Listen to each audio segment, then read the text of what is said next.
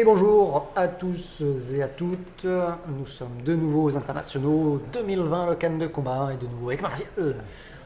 Bonjour à toutes et à tous, assaut des phases finales, donc éliminatoires. 16e partiel. 16e partiel, donc une partie des tireurs en fait sont déjà qualifiés pour les 8e, et là c'est une sorte de match de barrage pour l'accession aux 8e en fonction des tirages dans les poules et des places de chacun dans les poules. Et on aura en rouge donc Clément Pelpel de la Rose Couverte de Paname à Antony. Et en bleu, Chris Sylvestre du SPUC, le Stade Pessaquet Union Club. Donc à côté de Bordeaux. Et le match est arbitré par Quentin Lautier, qui tient les tireurs hors de l'air pour l'instant, en attendant que ça commence. Que tous les officiels soient prêts. Et que le DO donne le feu vert. Donc là, ça commence à être éliminatoire, donc également aussi avec un certain enjeu, puisque tous les tireurs qui vont perdre à partir de maintenant seront définitivement éliminés de la compétition. Du coup, un poids pèse sur leur épaule. Oui, il n'y a plus moyen de se récupérer, alors qu'on a un photobombe. Et c'est parti très vite, très vite, et Clément là, qui attaque. La première zone de touche est faute, peut-être un peu trop vite, et Clément qui tentative d'attraper la jambe arrière, mais du coup crocheté. L'arbitre est très attentif, on a beau être en fin de journée samedi, il fait attention justement parce qu'il y a de l'enjeu et que les tireurs viennent très vite. Là, Clément qui enchaîne, bien paré par Chris, qui ne se laisse pas faire, qui part pour l'instant la parade tient, tendez en tête et ça touche. Chris qui tente le ralenti en jambes, je ne sais pas si ça le trouve, mais en tout cas ça a arrêté Clément dans son élan. Les deux tireurs se regardent, Clément qui repart très vite, donc qui cherche la vitesse, qui cherche à prendre une crise de vitesse. Je sais pas, c'est problème du coup problème technique, il faut la vitesse. Jambe arrière ça ne passe pas, tandis que jambe avant ça ne passe pas, belle esquive de Chris. Et Clément qui enchaîne les attaques, mais attention à ne pas dégrader, c'est ça la grande difficulté entre la fatigue de la journée plus l'enjeu et la vitesse, donc ça, on a tendance à être dégradé. Et la première touche de Clément, là, elle était nette en tête. Je sais pas si elle était sur une contre-attaque, mais je crois que Chris avait la priorité. Je me demande s'il n'était pas encore en train d'enchaîner, que Clément n'a pas tenté une contre-attaque. Et j'ai pas vu si Chris avait touché. C'était pas clair. C'est en jambe, ça ne passe pas, c'est esquivé par Clément. Tentative de ralenti en jambe, ça ne passe pas non plus pour Chris. Et esquive riposte en tête. Pour l'instant, l'attaque de Chris qui tombe un petit peu dans le vide. Clément qui essaye de parer et de contrer. Clément qui a l'air plus engagé, plus vif en tout cas c'est un tireur qui est de façon assez vif. Chris qui est lui très mobile, mais Clément qui va le chercher, qui insiste beaucoup. Phase de regard, il ne recule pas, c'est drôle parce qu'il reste à distance, il ne casse pas la distance pour être un peu plus en sécurité. Il est développé devant sur le. L'arbitre qui reprend pour la technique. Sur le latéral croisé. Guerre à la technique, parce que de toute façon, si l'arbitre reprend, c'est-à-dire que les juges ont tendance aussi à reprendre et donc à ne pas marquer de points pour ces touches qui toucheraient et qui ne rapporteraient pas de points. Donc ce serait se fatiguer pour rien au final. Chris qui tente les feintes, qui va chercher Clément en jambe, mais ça ne touche pas, pareil, séparé. Beaucoup de tentatives d'attraper la jambe arrière de Chris pour Clément, et c'est le stop de la fin de la première reprise. Il y a beaucoup de choses qui se passent en jambes. J'ai l'impression que les deux cherchent à marquer au moins quelques points, grappiller des points en jambes. On a tendance à oublier les jambes, surtout la jambe arrière. Même si on a vu quand même Clément qui, de temps en temps, surtout sur des sortes de contre-attaques ou d'esquive riposte, qui allait chercher la tête de Chris. Sachant que, alors même si on va dire il y a plus de chances de toucher en jambes en général, quand on touche en tête, le plus souvent c'est audible, ça déstabilise en plus un peu l'adversaire, tous les juges sont d'accord, là c'est visible, donc les touches en tête ont tendance, quand elles sont en tout cas plutôt bien faites, à rapporter davantage de points, mais elles sont moins nombreuses. Et là il faut jauger. Jaugeront-ils ? Difficile de donner un petit avantage, un petit avantage de posture et de présentation du côté Clément.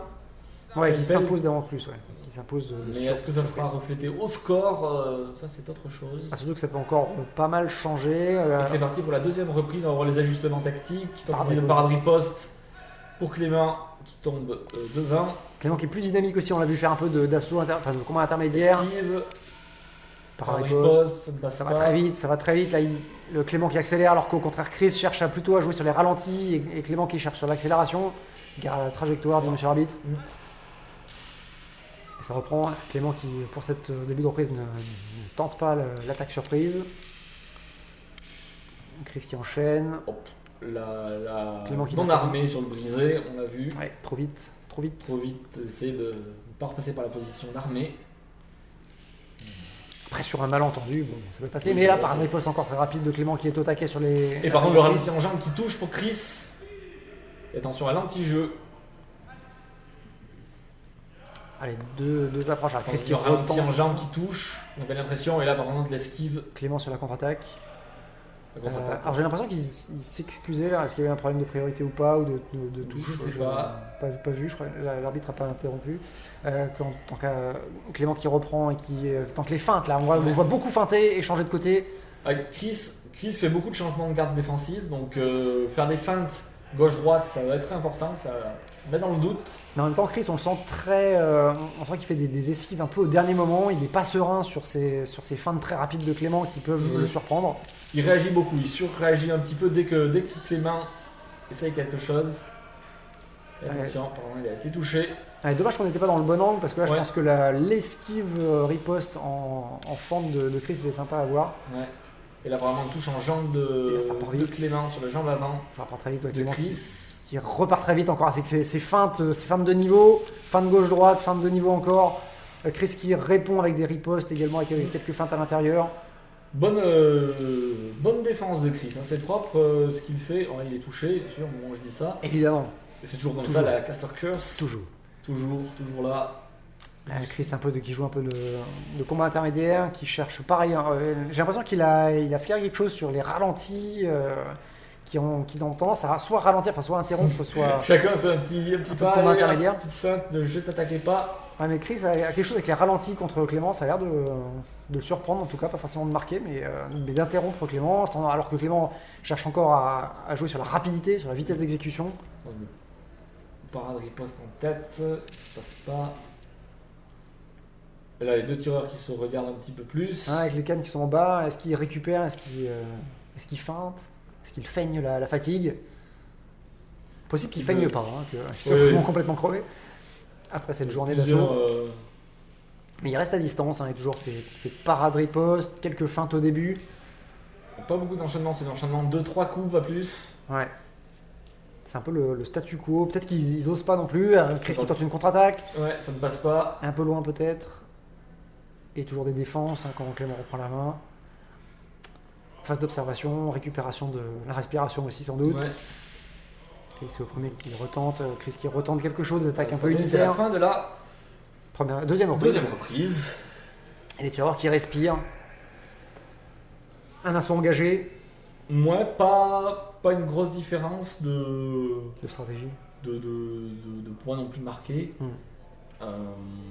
Mais beaucoup. La fin de la deuxième reprise était quand même très posée, on va dire très ralentie, très calme. Beaucoup de regards, mais peut-être un petit peu de fatigue après une reprise et demie à fond. Ouais, et peut-être aussi l'idée que chacun peut sanctionner. Enfin, ils savent qu'ils ont marqué tous les deux des points et Ils maintenant, craignent les parades ripostes et les réponses. C'est ça, puis les actes les actions qui pourraient être tentées, qui seraient sanctionnées par l'adversaire.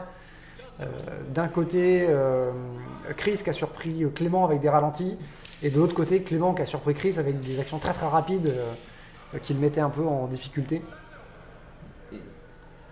Donc les deux ont des outils pour surprendre l'autre. Il va falloir faire la différence dans cette troisième reprise. Tandis qu'au Chris a l'air Le d'accélérer. ralenti qui passe en flanc. Et la riposte de Clément, toujours Chris. rapide. Changement de garde défensive par riposte encore très rapide de Clément. Chris qui enchaîne, qui esquive de justesse, mais ça passe. Et qui protège tout, qui part et qui esquive, ça c'est bien fait. Alors que ça va très très vite du côté de Clément. Avec encore des feintes, une feinte de niveau, une feinte de trajectoire aussi entre verticale et horizontale.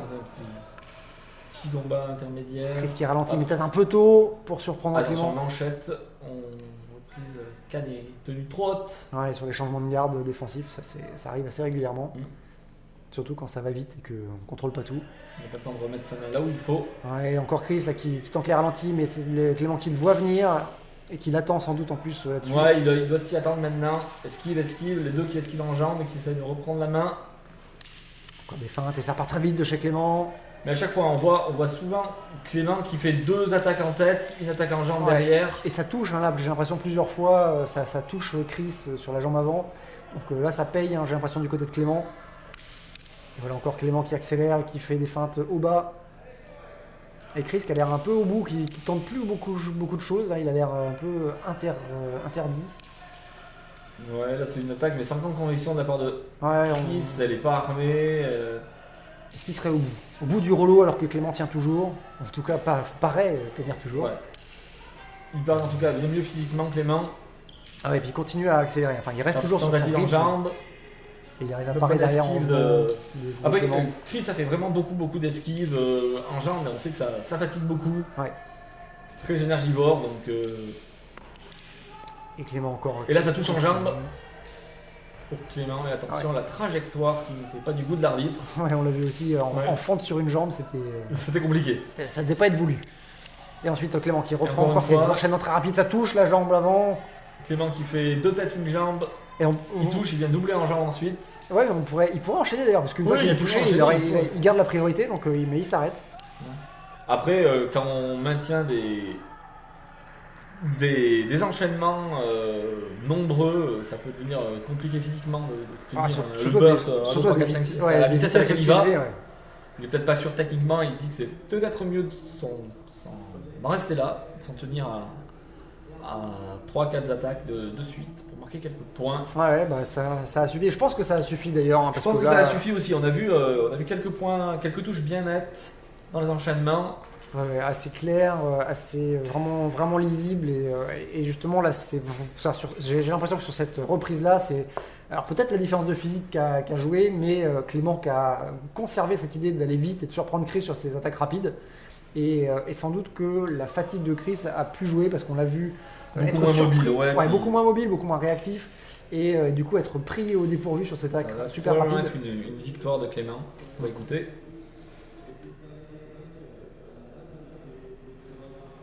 Vainqueur à la majorité.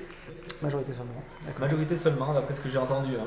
Vous pouvez me tromper parce que c'est pas très clair au niveau du son. Ouais, mais en tout cas, vainqueur de victoire de Clément sur Chris. Et donc Clément qui accède au 8e de finale des internationaux 2020 et Chris qui s'arrêtera là dans cette édition 2020. Donc merci à toutes et à tous de nous avoir suivis pour ces phases finales. On se retrouve bientôt sur Cannes TV pour la suite et la fin de ces internationaux 2020. À bientôt.